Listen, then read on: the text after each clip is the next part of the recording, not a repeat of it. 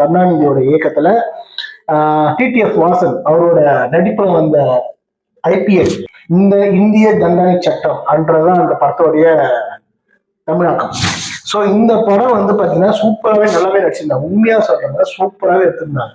Lockup டெத்னு இருக்கு இல்லையா, lockup death நிறைய கதைகள் பார்த்திருப்போம். ஸோ இதுவும் வந்து கிட்டத்தட்ட லாக்அப் டெத் அதை வச்சுதான் அந்த படமே நகர்த்துது.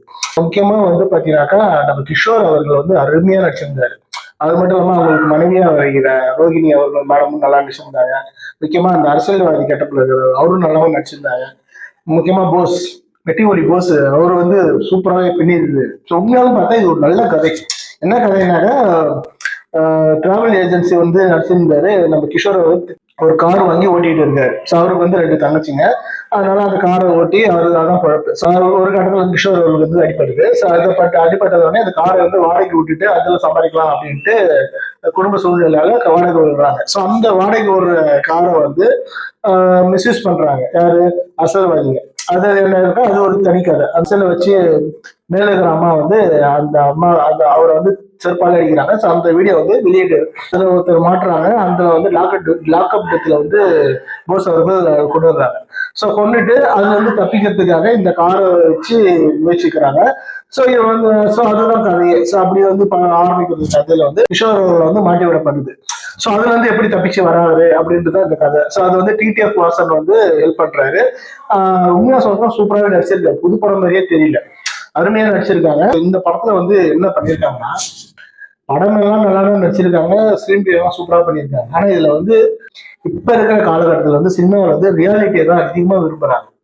ஒரு காலகட்டத்திலே அப்படி இப்படின்ட்டு இருந்துச்சு. ஸோ இப்போ வந்து ரியாலிட்டி தான் ரொம்ப விரும்புறாங்க. ரியலாவே பண்ணிருக்கலாம் அந்த கதையை.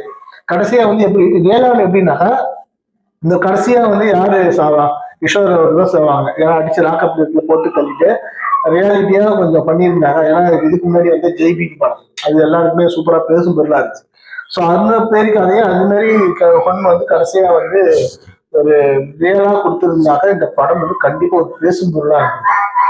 ஆனா இந்த படத்துல வந்து ஹீரோயிசம் காட்டுறேன் அப்படின்னு சொல்லிட்டு டிடிஎஃப் உள்ள கொண்டு வந்து ஓகே இது நல்லாதான் நடிச்சிருக்காரு, ஆனா இது வந்து ரியாலிட்டி இல்லை. அது எப்படி இருக்கிற பட்சத்துல இந்த படம் வந்து பேசும் பொருளா இல்லை.